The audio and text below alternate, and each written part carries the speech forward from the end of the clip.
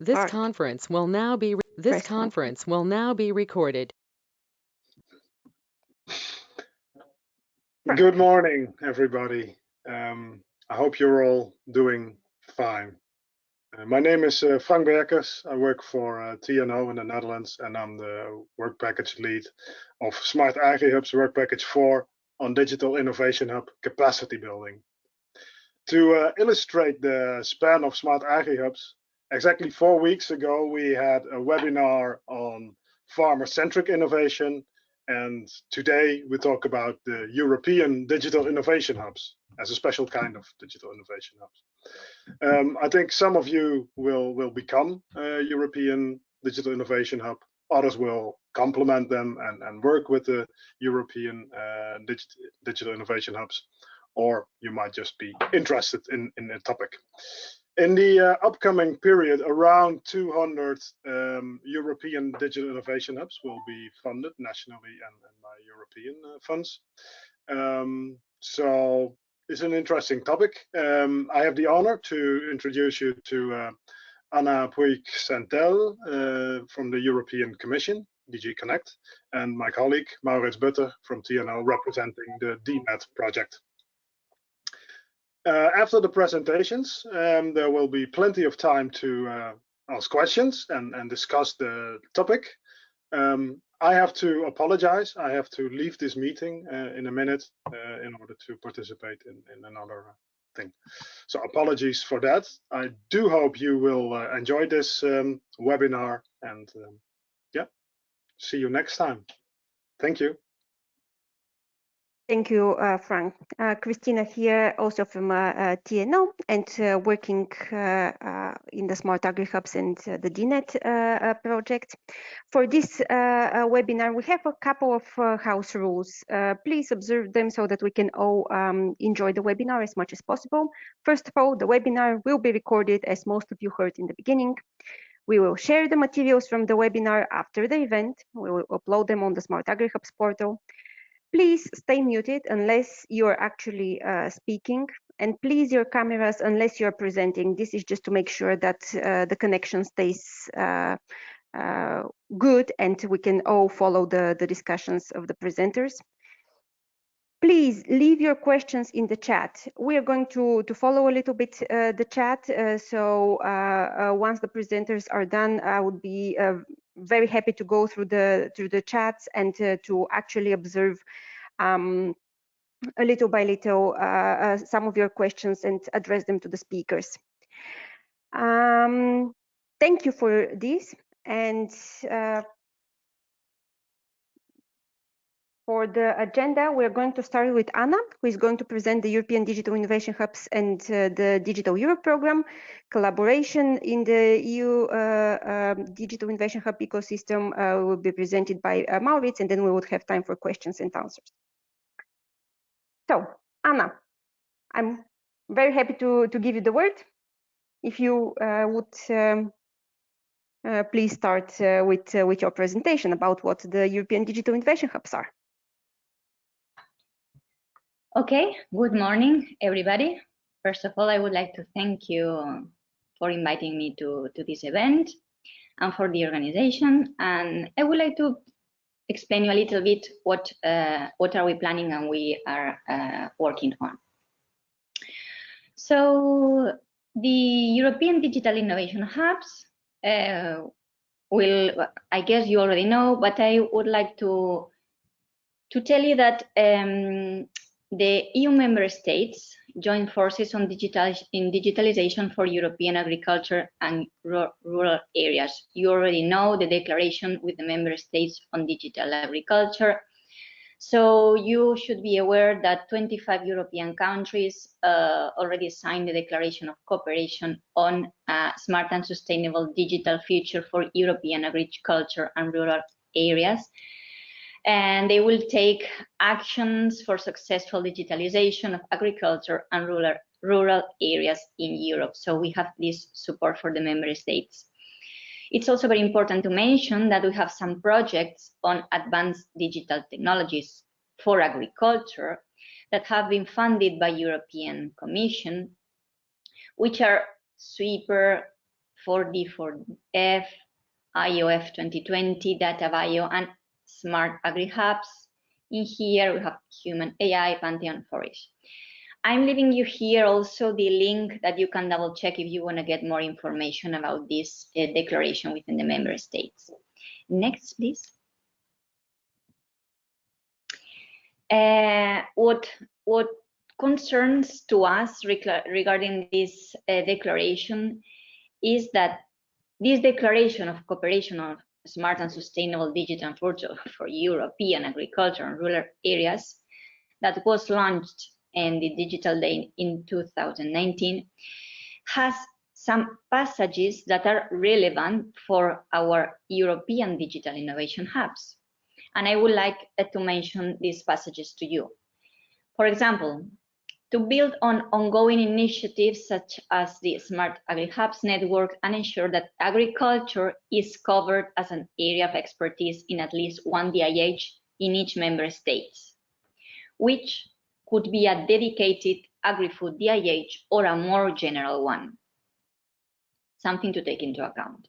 Another is that we want to develop a network linking the dedicated agri-food DIHs, making cutting-edge digital technologies and specialized services for agriculture available for local farming and food production ecosystems, including small-scale farms throughout Europe. Also to take into account, close the loop by enabling cooperation between the network of dedicated agri-food DIHs and the more general network of DIH that we already have. Again, all these actions are eligible under the EDIS scheme of DEP, but they can also be funded by other sources. That's also important to take into account. Next, please. Okay, here I just wanted to show you why are we doing this, or why are we putting so much effort and budget in these EDIs. You can have a look here. These are numbers for year 2019 about the enterprises along Europe and what's their level of digitalization. You can see how different countries are. You can see Denmark in the very beginning, and you can also find Greece, for example, in the very end. So there is a great room for improvement in here. Next, please.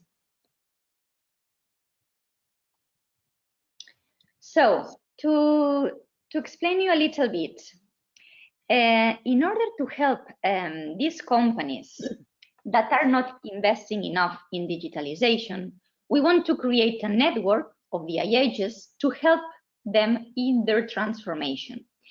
So here we want that the DIHs give services to the industry or to the public sector in this particular case to help them to improve their level of digitalization. How? We want the DIH to advise on technologies to the SMEs. We want to bring user needs and suppliers together. We want to build an ecosystem to help regions to work together. We want that this European Digital Innovation Hub provide technological expertise and experimentation facilities to enable the digital transformation of the industry and the public sector. Again, this is something new that we are introducing within DEP. From our point of view, the EDI should respond to the needs of the local economy. In terms of digital transformation, it should build on strengths of the region. I mean, we do not need to start from scratch, but from the things that are already working in the region. We want to build on that's already functioning. Please remember that we want to see the EDI as an orchestrator, as an epicenter in the digital ecosystem. We want to think of an EDI as a consortium with typical participants like RTOs, research and technology organizations, technical universities could be also in the core, but we need them to collaborate with industry associations, clusters, and accelerators, incubators, innovation agencies or vocational training institutes. For the services, you already know, we want to give services to the industry and to the public sector by experimenting or piloting testing before investing. We want to help them in along the value chain. We want to be the first contact in the ecosystem to help them to find investments. We want to help them in improving the skills, but when we talk skills, we think of advanced skills, and training, we think of short-term trainings.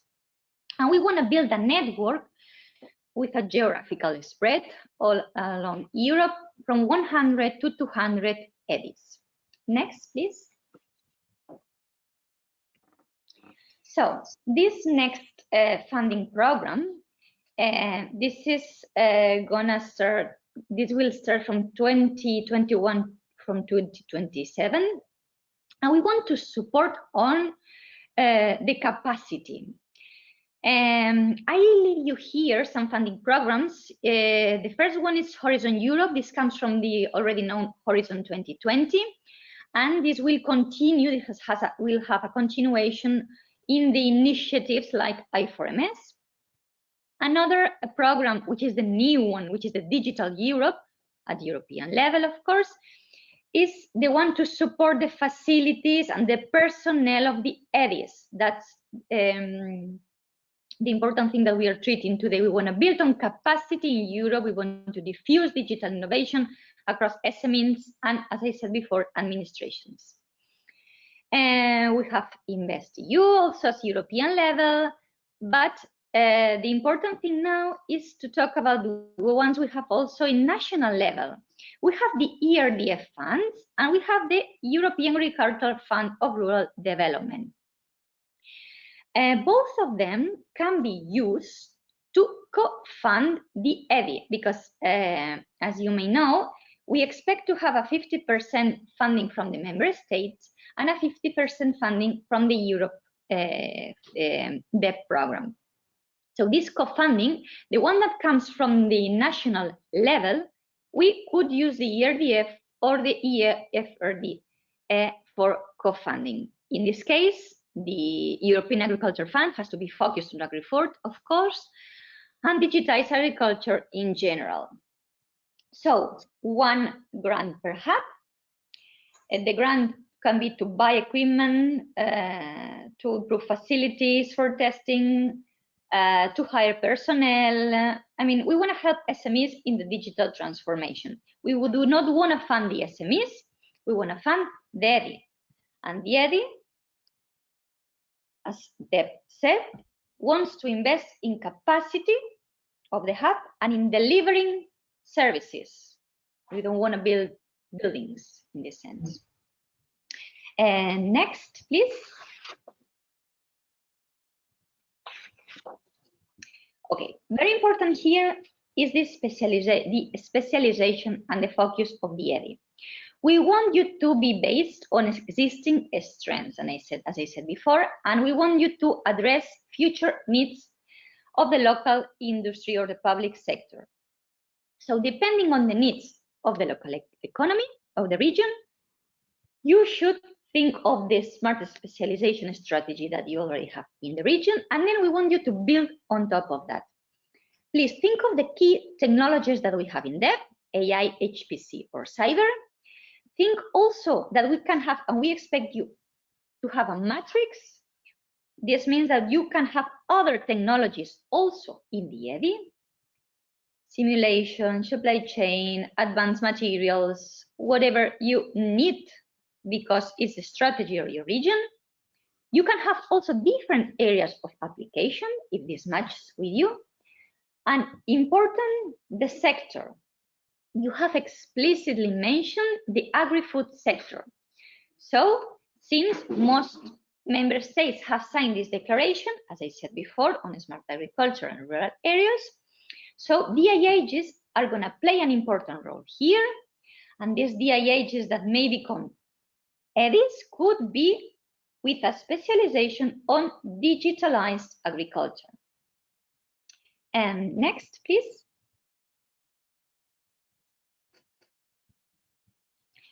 So the European added value. We want to export and import capacity from EDI to EDI. We want the EDI to build their capacity, and we want them to do it by exchanging experiences, exchanging good practices, or mirroring successful setups from another EDIs, from another ones that already have the know-how.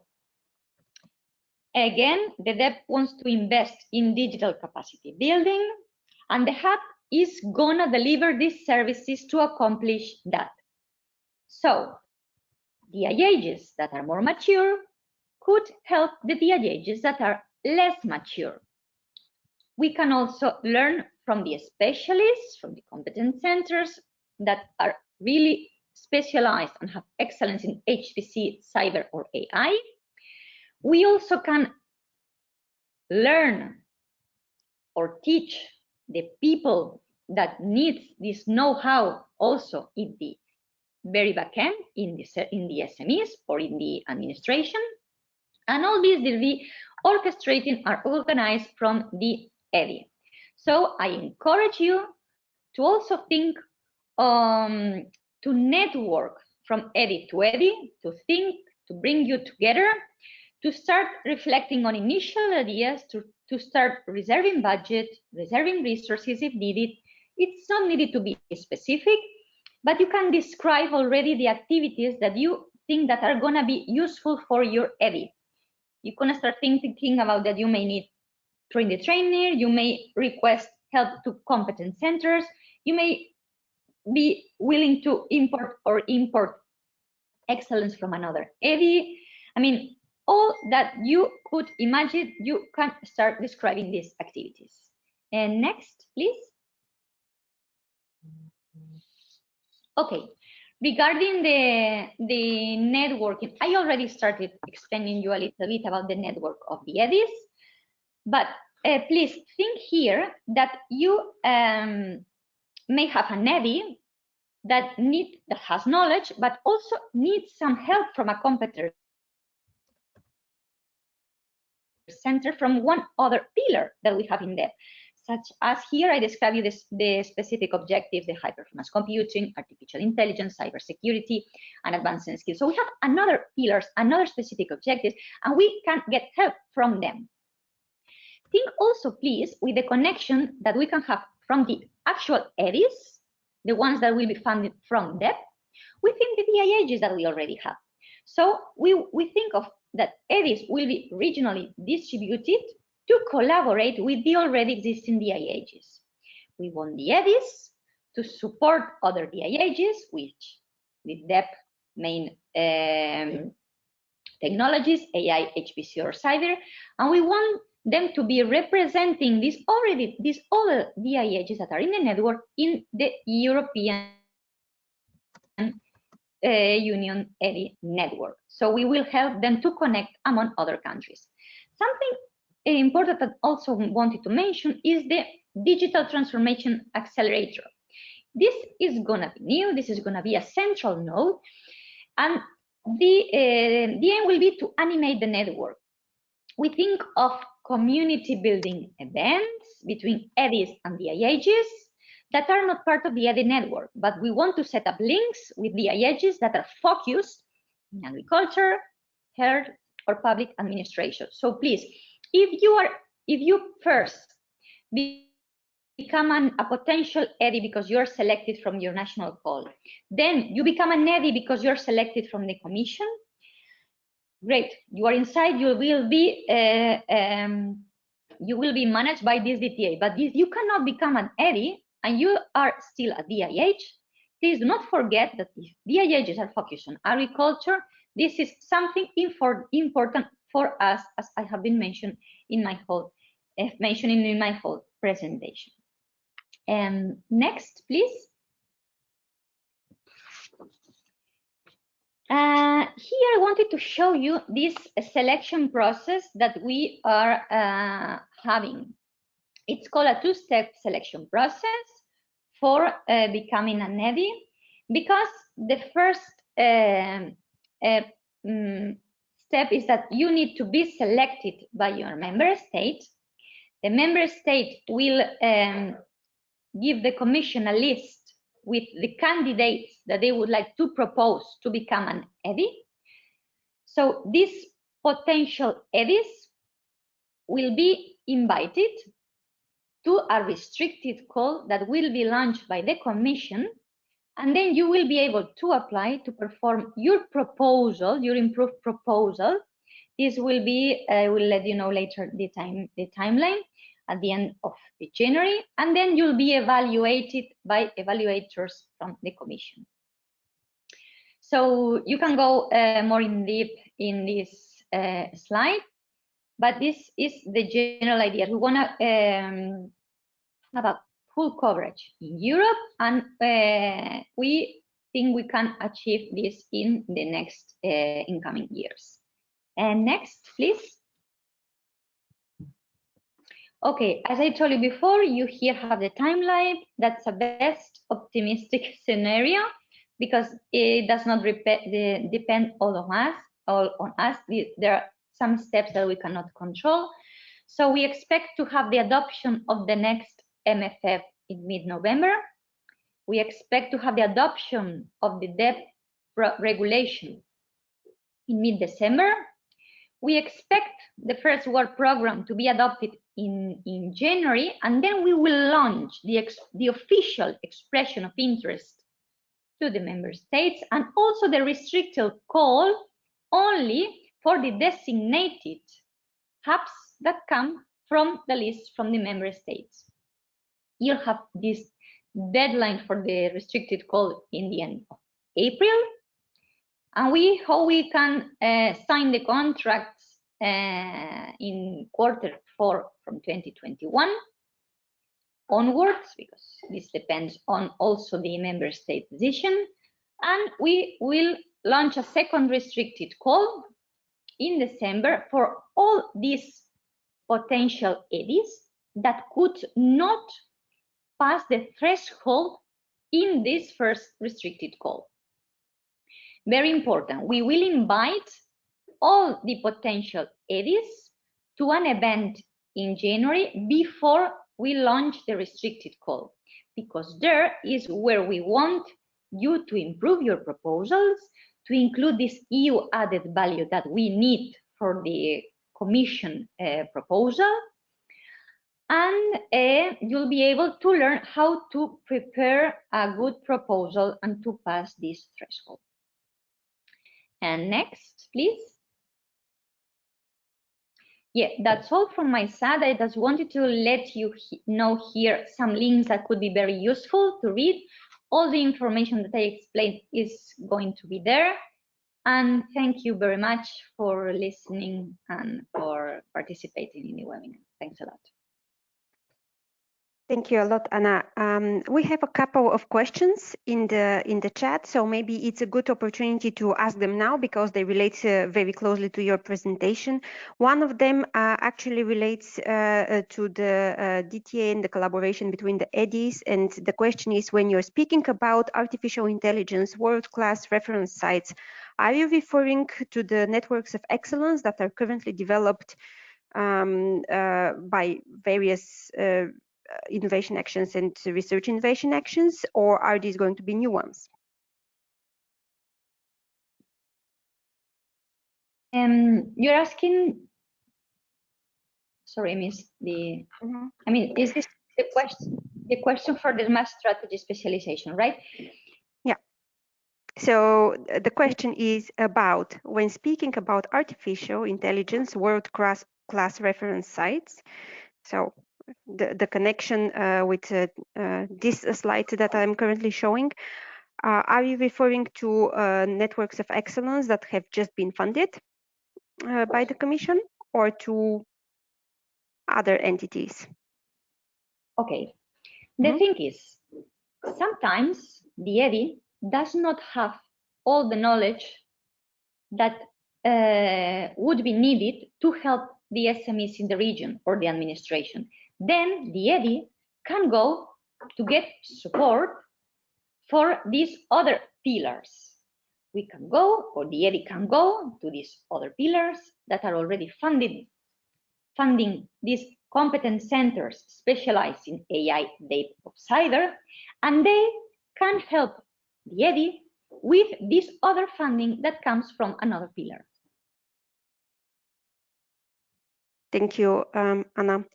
We also have a question about the smart specialization strategies.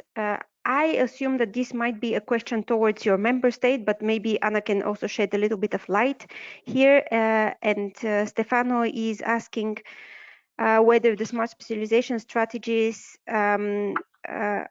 still matter, given that now the focus is on IoT, big data, and AI, and that they have tried to submit proposals for data-driven transformation, smart specialization strategies, and never was accepted. So how do they face this challenge? Okay, when we mention smart specialization, we mention it because we want you to build on the strengths of your region. And we need you to reflect on this strategy that you have in your region.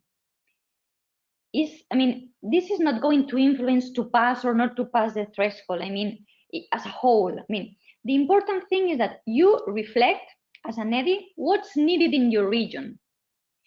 And you need to reflect about the smart specialization that there is already in your region. You need to know the strategy, because maybe you want to do it from scratch, but the idea is to build on top what's already working. That we want to fund what's already working.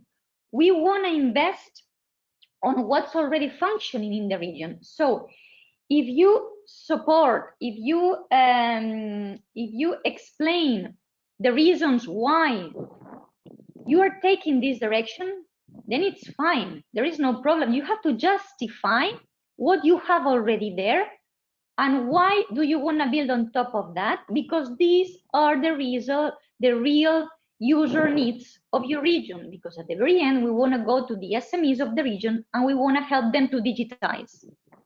So this cannot be wrong. I mean, you are the ones that have this know-how. You have to explain us what's that and the reasons why, justify what you are building on top of that. Thank you. Anna, we have another question whether startup organizations such as French Tech can be a member of a European Digital Innovation Hub. Yes, we expect in the core to have RTOs or to have universities. We also suggest what do we expect as coordinators. We also suggest what do we expect as collaborators. But at the very end, you are the ones that know your regions. Maybe some regions, they know some, they have some chambers of commerce because they have the industry know-how of the region are super important. But in some other regions, maybe the strategy is different. So it's up to you. If you want to include yourself as a member of the consortium, as a partner, because you think you are worth helping the consortium in improving the digitalization of the region, because you have know-how, you have something to give, then you just justify it and you just go on. It's fine for us. Thank you. We have a couple of connected questions, so I'm going to try to summarize it into one. And this is, could you again repeat what is going to be the procedure for the selection of the European Digital Innovation Hubs in short? And then the question is whether you also expect to have different restricted calls for example, sectors. But I think the first question is going to answer the second. Okay. I didn't want to go in depth in the step selection because it has been explained in other places many times, but no problem. The first step is that the Commission will launch an expression of interest to the member states. So the member states need to have an open and transparent selection in their national process to give the Commission a list of candidates. So for you, the first thing you have to do is to pass the first process, the first national process. I mean, the member state needs to select you to be in this candidate list. Once you are in this candidate list that the member state will send to the Commission will invite you first to this event in January to help you improve your proposal, and then you'll be able to submit your proposal in the restricted call that will be launched only for the candidates at the end of January, with deadline April. Okay. All these candidates that apply may not pass the threshold because they are going to be evaluated by evaluators. But we want you to give you a second opportunity for all these proposals that cannot pass the threshold in January, April. We will launch a second restricted call only to these ones that were not able to pass the threshold at first instance. And then we hopefully will have all the candidates that were already supported by the member states inside of our network. That's what I can tell you for sure.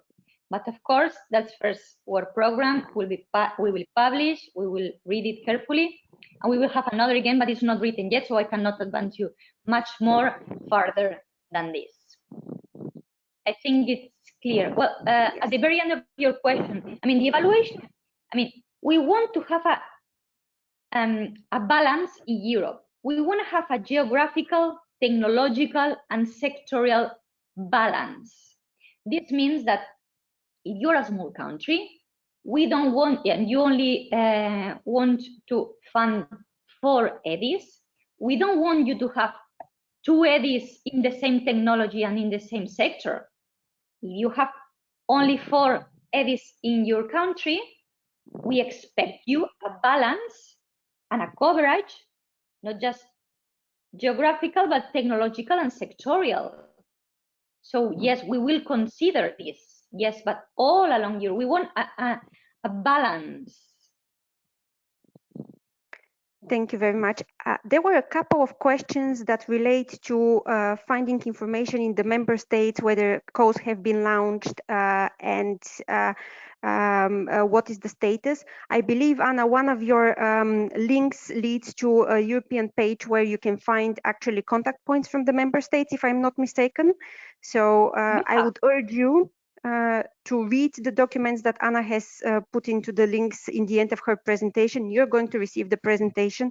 And also, if you have specific questions for your member state, please use the contact points that have been allocated. Maybe they can help you out for a more specific question. Yes, Anna, you wanted to say something? Yeah. Yes. You can find a table over there with the contact person of your member states and also a link to the national open call of your country. Yes. Thank you. I would like to move to the second presentation, but Anna, we would be very happy if you stay so that in the end, if we have more time, we can come back and maybe we have questions that both you and Maurits can address together. So Maurits, I'm going to give you the words now. Please welcome and tell us something more about collaboration in the ecosystem. Thank you, Christina. Also, thank the AgriHub project for inviting me to say something about European collaboration and also with regard to the EDIs. So I'm the scientific coordinator of the DNet project. The DNet project is the overarching project that should be providing some thought leadership about how to organize European collaboration and among the EDIs, but also among the digital innovation hubs. So I'll go into that a little bit. Up front, I would like to say that my presentation is about European collaboration between digital innovation hubs and EDIs. This is also a presentation organized in the innovation action, the AgriHub innovation action. So I focus on European collaboration. That's a very important thing. Some time ago, we already gave a presentation about business models for digital innovation hubs. That's not so much about European collaboration, but that's much more about how to set up your digital innovation hub. This presentation is about how to collaborate between each other.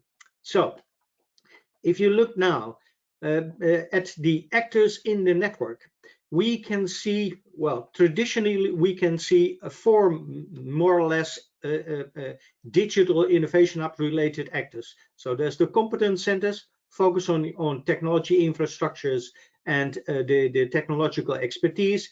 The innovation hubs expanding it to business and also network kind of activities. Regional entities that are trying to organize collaboration in regions, and the pan-European networks like the AgriHub project. But there's a new kid on the block, so to say, if you can click again. And that's the EDI. I use this this symbol, this icon for an EDI. It's not the icon. I'm sure there's going to be another icon for it, but well, in the meantime, this is how I see the EDI icon.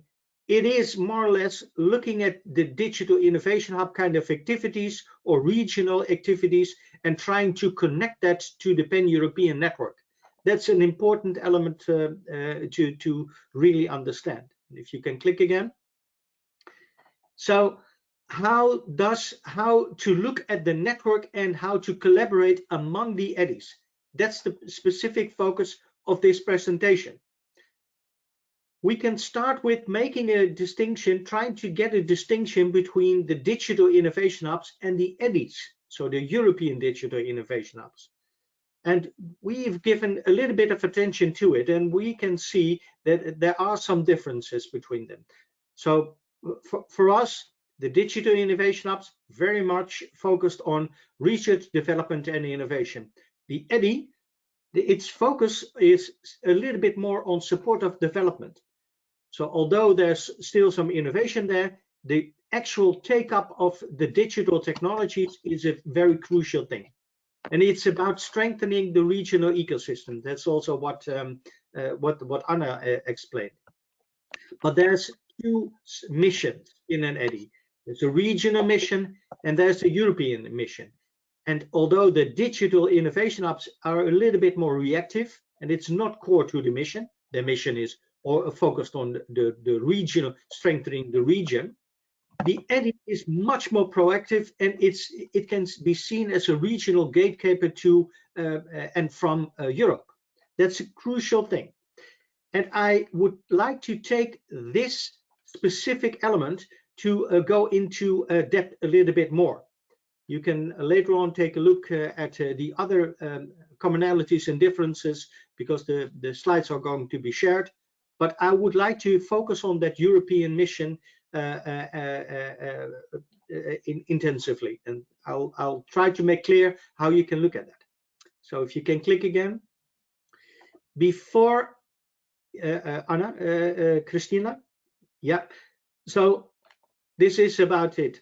It's the European function. Before I go into talking about that, these are the eligibility criteria and the relevance and impact criteria.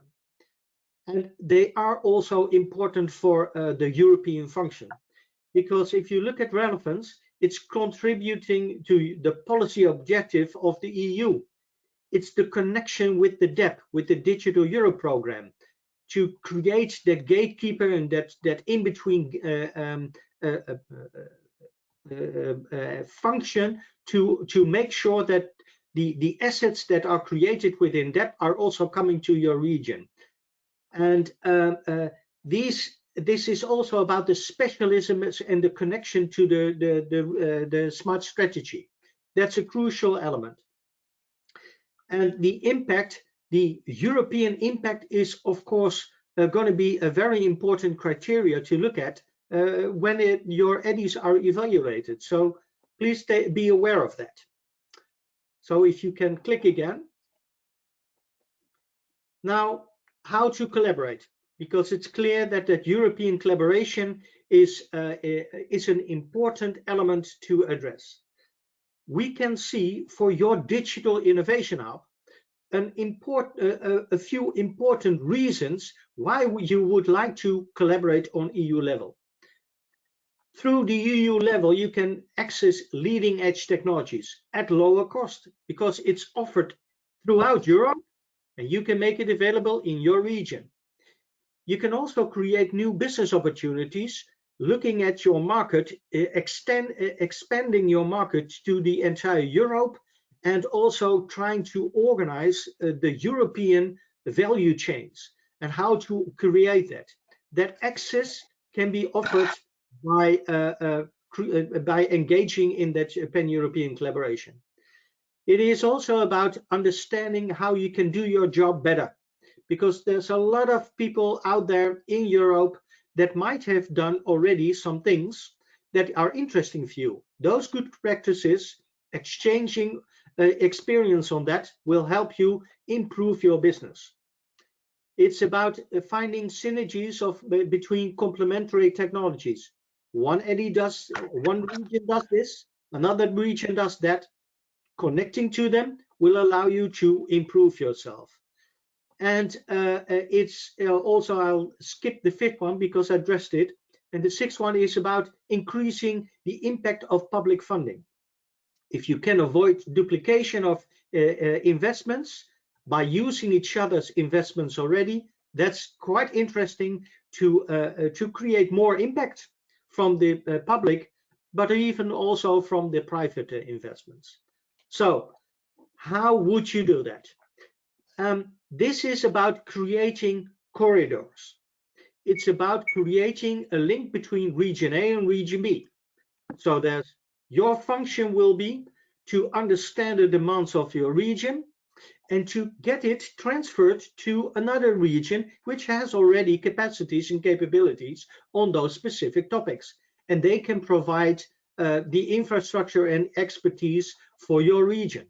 How to organize it, that's the key issue. And it's also, of course, the other way around, because you can also provide the other infrastructures and expertise to the demands of other regions. This is about import-export. Yes, please. But there are some challenges, because if a digital, that's our experience, if a digital innovation hub needs to develop those corridors between two regions, it's a lot of work, it's a lot of investments that you need to upfront provide in order to create that corridor. And usually the return of investments is hardly profitable for you. If you need to spend 200,000 euros to get a collaboration with another region, and you have 2 or 3 or 4 projects, then the 200,000 euros is never going to be paid back. So that's an important issue. But also it needs specific capacities. And that's also a problem, how to organize that and understanding how you can do that. And the organization of interregional collaboration is a multi-actor activities. And to actually collaborate, it's specific skills and competences that you need to upgrade yourself with. And last, I would say last but not least, European funding is very often, it's a key thing to organize all this work. And that's why, if you click again, European collaboration is very often an ad hoc activity. So you do it once, you do it twice, but no structural collaboration and no structural corridors. So now looking at the agri-hubs, the positioning of the EU network is next to the members of that network, the digital innovation hubs and competence centers. So where the European network is there to support the EU collaboration, the actual digitalization services are provided by the competence centers and the digital innovation hubs. Can you click again? So the European network is, can you click again, is something else than the service providers. The service providers are providing the services, as been mentioned quite often in the AgriHub work. It's about community building, but it's also about technology services, business services, and skill services on the ground at your region, where can you click again? The EU network is about different services. And this presentation is about inspiring you to think about how you can optimally use the EU network services, and what can you say to the network how to organize those collaboration services. What do the EU networks do? We've got 4 categories of services that we identified. So it's the ecosystem services, there's the technology services, there's the skills and training services, but the core are the business services, focusing on establishing pan-European collaborations. I will not go into detail on this. That's for another presentation, I would say. And that EU collaboration is, of course, always about money. So it's about the revenue model. It is about, if you want to engage in EU collaboration, who's going to pay for that? And usually it's the case that European Commission funds these networks and funds these European collaboration. But that should not be the case. In the future, the EU funding will be there, I'm sure, but there's a need for organizing your work, organizing those EU collaborations in a smart way, so you can do some things funded by the actual added value receiving entities. And we've identified several revenue models that you can use, and I would like to very limitedly touch the 3 of them. So the first one is the membership, the second the full cost services, and the third one is the success fee. In the end, it will be about a multi approach for this. So this is the present situation. There's a lot of members, there's the network, and you have some in-kind contributions from the members, the Digital Innovation Hub and competence centers that go and feed into the network activities, and those network activities allow you to connect, and the EU is funding that. So can you click again? These are the present situations, the present innovation actions. The first one on memberships, you can look at it like this. So you mostly you are a digital innovation hubs and competence centers. You are helped with specific services. You can look at those services on the right side, and you're helped with that to create some kind of brokerage, initiating collaboration. These kind of things are just paid by your memberships, and you pay the network for that, and you get the services, and you'll get some network activities back. This is about services that can be it can be scaled up. So the network can, if you have 20 members, it's more easy to provide those services. So that's the membership approach, the membership business model. The full cost services are about specific services to allow you, for example, to create a collaboration between you and an SME in another region. And there's a full cost services to be paid to the network to do that, to deliver those services. And even you can make a little bit of a distinction between members and non-members, where the non-members are paying some overhead. So this is another value, a business model for a value proposition. A third one is the success fee. So you try something out, the network is organizing some stuff. If it's successful, then you can make use of it, and you can pay the network a little bit back. That's another business model you can use. I won't go into detail with that. What I want you to understand is that those business models are not fully covering all the activities, all your services, and that's I've included those in this slide. So the membership-based services are addressing specific services.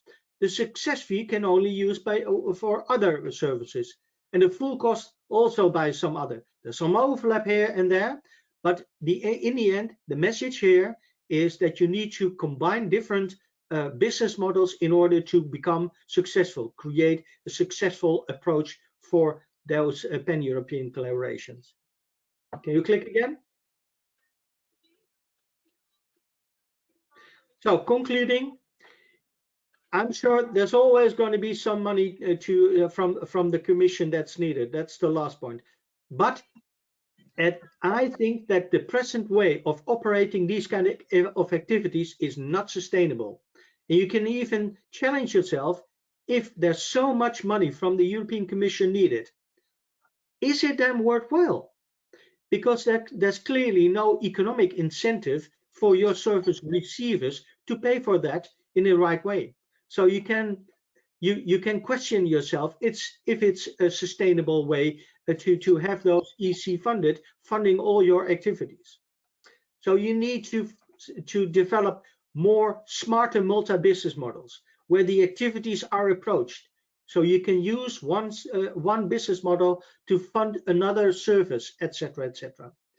And there are many potential business models, but they're hardly explored. And that's for this setting, it's a very important thing. I would urge you to try and test these business models, because if you don't do that, that in the end, it will be a difficult problem to organize that. For the EC funding, there's the European Digital Innovation Hubs. The EU will fund those European Digital Innovation Hubs with up to 1 million a year in up to 200 regions. So that can create a kind of a foundation of the activities that you need to also initiate in and engage in those pan-European collaborations. So that's a very important thing for the European Digital Innovation Hubs. Please. So what does this mean for the EDIs? There is a regional function. It's focusing on the support of the digital transformation in your region. It focuses on deployment. So it doesn't focus on the strong development of new innovations and new technologies. No, it is very much about, okay, we've got some ideas, but now there needs to be an uptake by SMEs or even the public sector.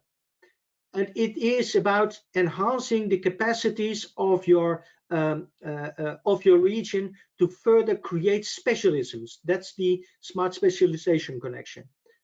If there are some specialisms already there, it can be enlarged. But this talk is about the European Gateway. This is about getting those capacities from other regions to your region and getting the best capacities from your region to other regions. How would you do that? And I would urge you among yourself to discuss about how that can be done. What is needed to do that? Can you click again? It is about creating the connection between the EDIs, your region, with the pan-European networks that are out there. So, for example, the agri-hubs. And the agri-hubs are much more focused on technology development. So a little bit less. Well, it's also on deployment, but it's also very much on innovation.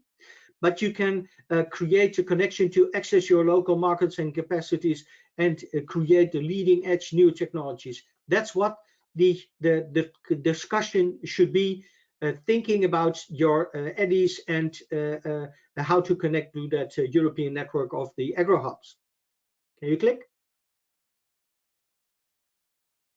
So please, I hope that this presentation initiated the thinking within you. How can we organize this collaboration? What do we want from those European networks? And what do we want from those EDIs and the EDI network? Because of course, it's the individual up to 200 EDIs, but there's also the EDI network that is going to be developed. Within the DNet, we are now setting up a precursor network that is exploring the needs and how you can organize the pan-European collaboration among the 200 EDIs. That's a very important element for us to understand, because in the end, if those 200 EDIs are operational, they need to be supporting each other, working together, and having the optimal benefits of the regions towards the European level to strengthen the European competitive advantage and address the challenges in a more efficient way. So thank you for this opportunity to share these thoughts with you. It is, can you click back once, Christina? Please join the community. We are discussing these kind of things in the DNet community, and you can join that community through the website, our website, the dnet.eu website. Thank you. Thank you, Maurits. I saw that there is quite a lot of questions and communications in the chat, but given that we have only 3 minutes, I think it's a nice question to ask both you and Anna to comment on to finalize this presentation.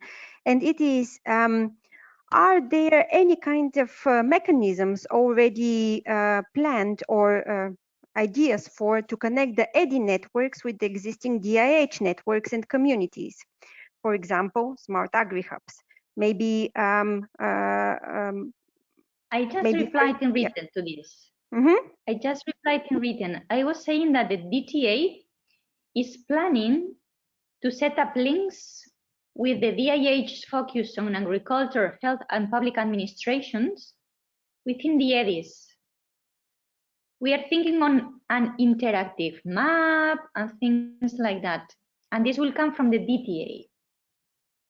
The DTA will be a digital transformation accelerator, as I said, a central node, like a pseudo CSA, let's say, in charge of connecting all nodes from the EDI network, plus DIH. Thank you, Anna. And I think that one of the things that Maurits mentioned, and actually is an interesting function for the EDIs. The EDIs, you know, have the function to connect to the European networks as well via the DTA, but also probably via other networks, but also to bring the information back to their region. So connect the European and the regional function one way or another. So they would also be a very strong connector themselves between networks, I would say. We are almost out of time, and I want to really thank our speakers for your presentations. I have learned a lot. I hope that our attendees have learned a lot. We are going to check again whether we have not missed any questions, and we are going to send you the presentations to all of you. Thank you for the speakers, and thank you for all who attended. If you have further questions, we will try to address them one way or another, maybe in another webinar as well. Thank you. Thanks a lot.